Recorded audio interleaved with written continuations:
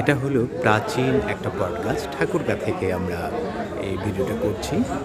এই যে দেখুন অনেক বড় হয়ে গেছে গাছটা এবং অনেক শিকড় নিচে ঝুলে ঝুলে আছে।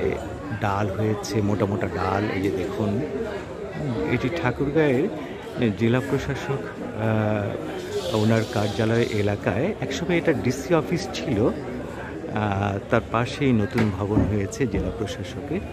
তো আমরা এই বট গাছ দেখছি। এই বট গাছে প্রচুর বাদুড়ও আছে। একটু দেখাই তো, বাদুড় দেখা যায় নাকি? নড়ছে বাদুরগুলো, এই যে নড়াচড়া করছে বাদুরগুলো। যা হোক, আগে এক সময় আমরা ছোটোবেলায় দেখেছি অনেক বাদুড় থাকতো এই বট গাছে। তারপরে এই বট গাছের দেখুন ডাল কোথায় চলে গেছে। দূরে গিয়ে, এই যে দেখুন, দূরে গিয়ে একটা টিনের ঘর আছে, সেই ঘরের ভেতরে টিনের উপরে পড়েছে এবং এই যে দেখুন